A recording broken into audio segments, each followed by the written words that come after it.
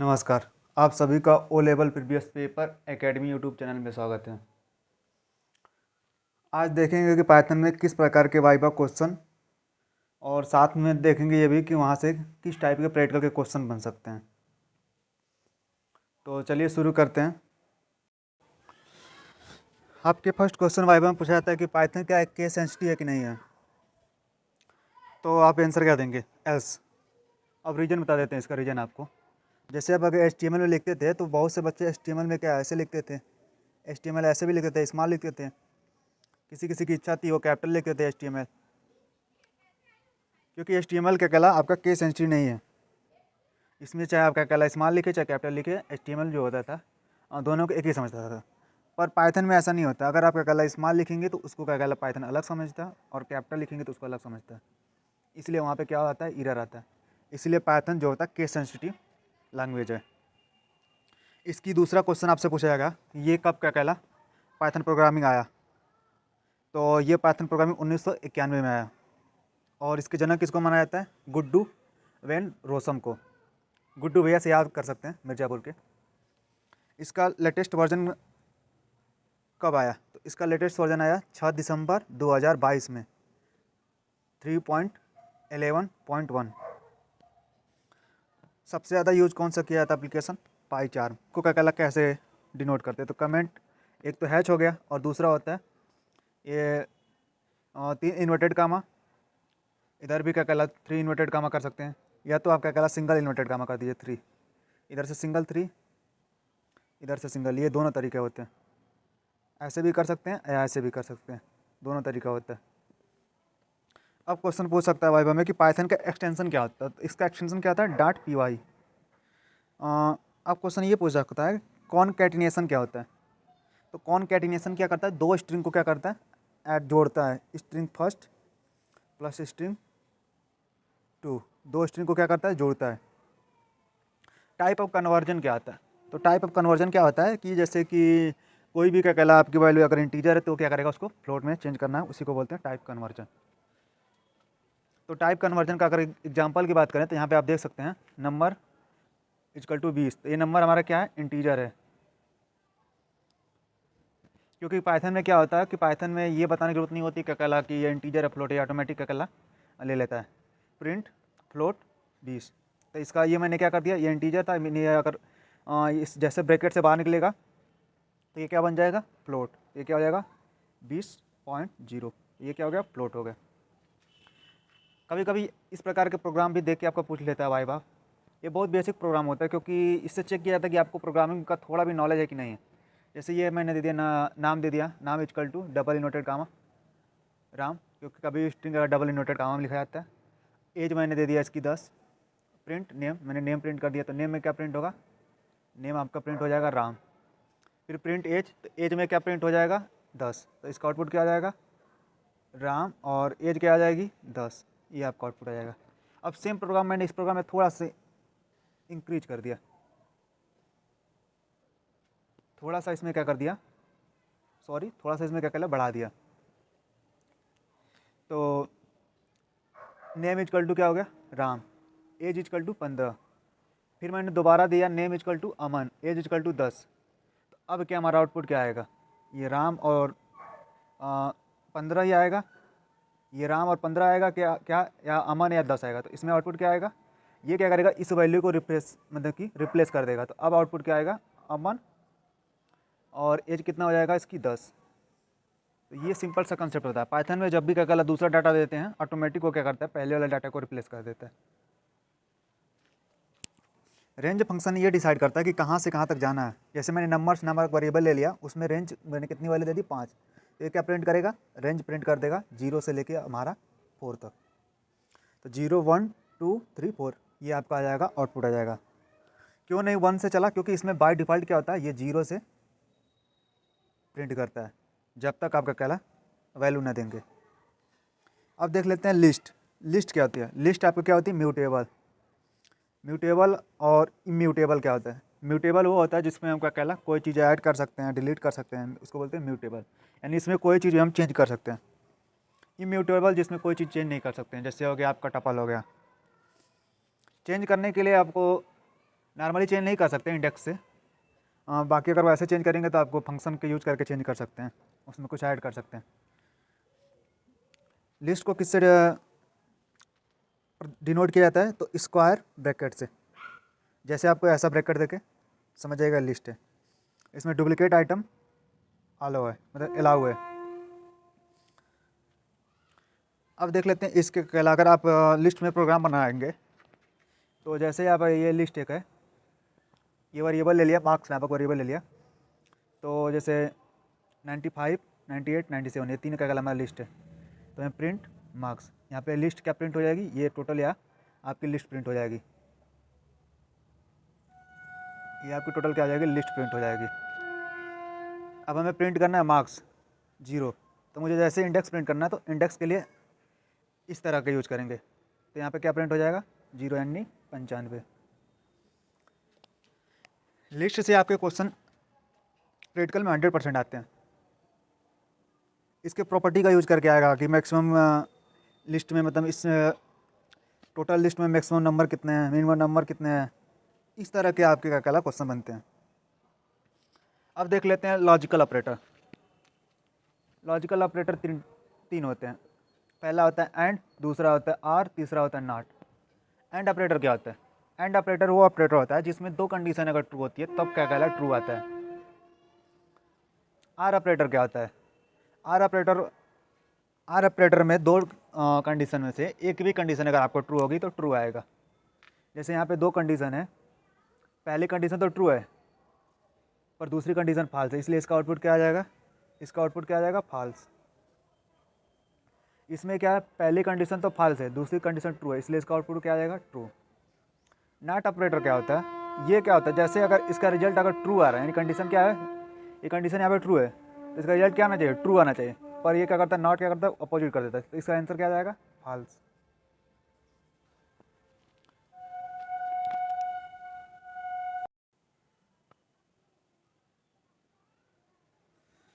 अब आपसे पूछा जा सकता है कि लूप क्या होता है? तो a loop is an instruction that repeats multiple times as long as same condition is meet. यानी इसका प्रयोग किया तब किया जाता है कि जब किसी चीज़ को मल्टीपल टाइम अगर आपको प्रिंट करना हो, पर ये तब भी क्या कल आप तब तक प्रिंट करता है जब तक जो कंडीशन ट्रू होती है। तो ये होता है आपका लूप। लूप बेसिकली तीन टाइप के होते हैं। एक होता है फॉर लूप, दूसरा होता है व्हाइल लूप, तीसरा होता है नेस्टेड लूप। फॉर लूप में बेसिक क्या कहला? फॉर आई इन वेरिएबल, जो भी वेरिएबल आप देंगे उसको क्या कहला वैल्यू देंगे और प्रिंट आई। फॉर का यूज क्या कहला? आपके लिस्ट में किया जाता है, टपल में किया जाता है, सेट में किया जाता है, डिक्शनरी में किया जाता है। आपका फॉर लूप एक हिसाब से ये कह सकते हैं कि ये सीक्वेंस में चीज़ों को प्रिंट करता है। इसमें कंडीशन कोई भी नहीं चेक होती है। तो ये हो गया आपका फॉर लूप। व्हाइल लूप क्या होता है? व्हाइल लूप बेसिकली तब यूज़ किया जाता है जब कोई आपको कंडीशन का कला चेक करनी हो। यानी ये लूप तभी वर्क करता है जब कोई कंडीशन आपको ट्रू हो तभी। जैसे मैंने आई की वैल्यू 1 ले लिया, व्हाइल इसमें चेक करेगा कि ये कंडीशन क्या ट्रू है कि फॉल्स है। जैसे अगर कंडीशन ट्रू होगा या फॉल्स होगा फिर उसके अकॉर्डिंग ये अकेला काम करेगा। फिर प्रिंट आई, तो ये बेसिकली उस चीज़ पे काम करता है कि पहले कंडीशन क्या करता है, जो भी वैल्यू आप देंगे पहले कंडीशन क्या करेगा? चेक करेगा। तो अगर कंडीशन कोई भी चेक करना है तो हम व्हाइल लूप का यूज़ करते हैं। बेसिक अगर सीक्वेंस प्रिंट करना है तो फॉर लूप का यूज़ करते हैं। तीसरा होता है नेस्टेड लूप। नेस्टेड लूप का यूज़ वहाँ पे किया जाता है जब आपको एक से अधिक कंडीशन दिया हो। जैसे इफ़ स्टेटमेंट हो गया, तो जैसे कि अगर आपको कंडीशन चेक करनी है इफ़ स्टेटमेंट में, तो जैसे इफ़ 5 ग्रेटर देन 9, यहाँ पे कंडीशन क्या आ रही? ट्रू। तो अगर ट्रू आ जाएगा तो आपको क्या प्रिंट करना है वो लिख दीजिए। फिर उसके बाद अगर फॉल्स आएगा तो क्या लिखना है? अगर ये कंडीशन फॉल्स आएगी तो इल्स स्टेटमेंट का यूज करते हैं। तो इल्स के बाद जो स्टेटमेंट होता है वो प्रिंट हो जाता है। अगर दो से अधिक का कंडीशन हो तो उसके लिए क्या जाता है? इल इफ स्टेटमेंट का। तो ये हो गया आपका loop, type of loop, for loop, while loop, nested loop. यहाँ से कभी कभी चीज़ें वाइवा में पूछा जा सकता है और यहाँ पे आप प्रोग्राम बनाने में आपके लिए ज़्यादा फ़ायदा आपके व्हाइल लूप करता है। फॉर लूप का भी यूज होता है, ऐसा नहीं है। फंक्शन क्या होता है और उसके टाइप क्या होते हैं? तो a function is a Python code that is a defined previously to do specific job and whenever you call this Python function. यानी पाइथन फंक्शन क्या करता है कि आप एक बार किसी चीज़ को क्या कहला डिक्लेयर कर दिए, उसकी आपकी जब इच्छा करे तब आप उसको कॉल करिए और आप उसका प्रयोग कर सकते हैं। तो ये होता है फंक्शन। फंक्शन का कहला कितने टाइप के होते हैं? तो आपके 3 टाइप के होते हैं, inbuilt function, module function, user defined function. हम कौन सा फंक्शन ज़्यादा यूज करते हैं? तो हम ज़्यादा यूज करते हैं यूजर डिफाइंड फंक्शन। क्यों करते हैं यूजर डिफाइंड फंक्शन? तो इसका प्रयोग हम क्या कहला खुद बना के कर सकते हैं। मॉड्यूल फंक्शन में प्रयोग हम तब करते हैं जब हमें कोई स्पेशल जैसे टास्क करना हो, जैसे हमें मैथ हो गया, चाहे हमें टाइम हो गया, इस पर अगर काम करना हो, स्पेशल एक हिसाब से पैकेज समझ जाइए, या नमपाई पे काम करना है, तो वहाँ पे इस पहला फंक्शन का यूज़ करते हैं। इनबिल्ट फंक्शन क्या होता है? इनबिल्ट फंक्शन होता है, बुल्ट मतलब होता है जो फंक्शन पहले से क्या कहला पाइथन की लाइब्रेरी में पढ़े हो, उन्हें बोलते हैं इनबिल्ट फंक्शन। जैसे एनी हो गया, ऑल हो गया, इन हो गया। मॉड्यूल फंक्शन में जैसे देख लीजिए आप, from, math, import, SQRT, print, SQRT, यहाँ पे 16, तो इसका क्या कहला स्क्वायर क्या आ जाएगा? 4.0। अब देख लेते हैं, हमने समझ लिया इनबिल्ट फंक्शन समझ लिया और क्या कहला मॉड्यूल फंक्शन समझ लिया। अब समझते हैं यूजर डिफाइंड फंक्शन। तो यूजर डिफाइंड फंक्शन के लिए सबसे पहले किसका की का यूज करते हैं? DEF, डिप, और आर्गूमेंट के बीच में कामा का यूज करते हैं। Def, print, underscore, sum, first comma second, colon, print first plus second, print sum 1, 2। इसको बोलते हैं फंक्शन कॉलिंग। इसको बोलते हैं फंक्शन कॉलिंग। फंक्शन कॉलिंग जो होता है डिप के सीधे एकदम इक्वल लिखा जाता है। ये बात हमेशा ध्यान दीजिएगा। जैसे क्या कहला फंक्शन कॉलिंग करेंगे, जैसे क्या कहला यूजर क्या कहला ये यहाँ से नंबर देगा, मैंने नंबर दिया 1 और 2 दिया, तो ये क्या करेगा 1 और 2 को ऐड करके इसका आउटपुट क्या दे देगा? इसका आउटपुट दे देगा 3। तो आपके यूजर डिफाइंड फंक्शन जो होते हैं 3 तरह से आपका कहला इसको डिक्लेयर कर सकते हैं। पहला होता है सिंपल जो बेसिक तरीका होता है, दूसरा यहाँ पे आपका एग्जांपल दिख रहा है, दूसरा जिसको बोलते हैं फंक्शन आर्गूमेंट के तरीके से, ये आपका आर्गूमेंट हो गया, पहला आर्गूमेंट, दूसरा आर्गूमेंट। तीसरा होता है रिटर्न टाइप, तो ये आपसे पूछा जा सकता है। बाकी देख लेते हैं स्ट्रिंग। स्ट्रिंग क्या होता है? स्ट्रिंग किसको बोलते हैं? कैरेक्टर के समूह को बोलते हैं स्ट्रिंग। स्ट्रिंग को 3 तरीके से कहला डिक्लेयर कर सकते हैं। पहले सिंगल कोटेशन में लिख के, दूसरा डबल कोटेशन में, तीसरा होता है STR फंक्शन का यूज करके। ये आपका 3 तरीका होता है। अब देख लेते हैं स्ट्रिंग जो फंक्शन है कौन कौन सा इंपॉर्टेंट है उसके बारे में देख लेते हैं। देखते हैं पॉलीड्राम नंबर क्या होता है। तो palindrome is a nothing but any numbers of a string which remind alternate when reverse. तो एग्जांपल समझते हैं क्या होता है। जैसे एग्जांपल ले लिया 1 2 3 2 1, अब इसका हमने रिवर्स किया तो रिवर्स लिखा 1 2 3 2 1, यानी इसका रिवर्स भी लिखा तो हमें क्या मिला? सेम मिला। अब स्ट्रिंग में भी देख लेते हैं। स्ट्रिंग के मैंने इसका रिवर्स लिखूंगा तो क्या आएगा? RACECAR, यानी पॉलीड्राम नंबर वे होते हैं जिसका कहला मिरर इमेज। यहाँ पे बहुत से बच्चे जिनका पाइथन से रिलेटेड नहीं है, कोई मतलब नहीं है, तो उनको समझाने के लिए बता रहा हूँ कि मिरर इमेज समझ आइए कि इसका अगर मिरर इमेज सेम है तो ये क्या है? पॉलीड्राम नंबर है। तो ये हो गया आपका पॉलीड्राम नंबर। कैसे पता करते हैं ये मैंने आपको बता दिया। अगर नंबर क्या कहला रिवर्स भी कर रहे हैं, सेम आ रहा है, तो वो नंबर क्या है? एक हिसाब से वो पॉलीड्राम नंबर है। अब देख लेते हैं फिबोनियस सीरीज, ये क्या होता है? तो ये सीरीज को कैसे पता करते हैं? तो इस सीरीज में सबसे पहले कैसे पता करेंगे? इसको ऐड करेंगे जीरो में क्या कहला, ये सीरीज किससे स्टार्ट है? 0 से, तो 0 में 1 जोड़ेंगे तो कितना आएगा? 1, 1 में 1 जोड़ेंगे तो कितना आएगा? 2, 2 में 1 जोड़ेंगे तो कितना आएगा? 3।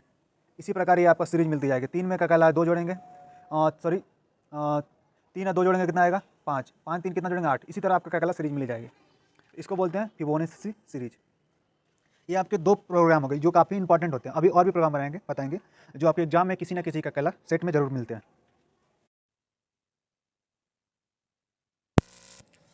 अब क्वेश्चन आपसे पूछा जा सकता है वाइवा में कि आर्मस्ट्रांग नंबर क्या होता है, क्योंकि अब जैसे ही आर्मस्ट्रांग नंबर अगर आपके एग्जाम में आया, नहीं भी आया तब भी क्या कला आपसे एग्जामिनर पूछ सकता है, क्योंकि ये सारे प्रोग्राम बहुत ज़्यादा पॉपुलर है।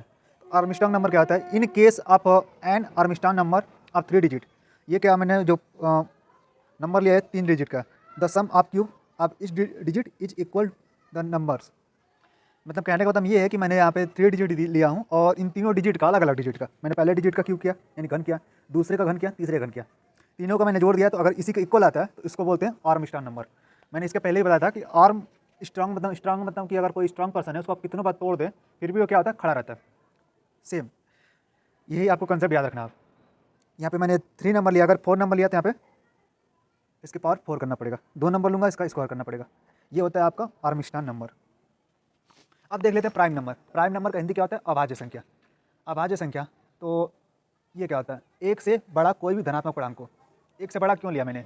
एक से अगर बड़ा मैं नहीं लेता तो एक भी क्या कहला आपका प्राइम नंबर आ जाता है, क्योंकि प्राइम नंबर का मैं डिफिनेशन क्या दिया हूँ, जिसका एक और स्वयं के अलावा। तो एक है और स्वयं के अलावा मल्टीपल एक ही है, तो एक भी तो प्राइम नंबर होना चाहिए। इसलिए मैंने ये लिखा कि एक से बड़ा कोई भी धनात्मक पूर्णांक को और कोई अन्य गुणनखंड इसका न हो।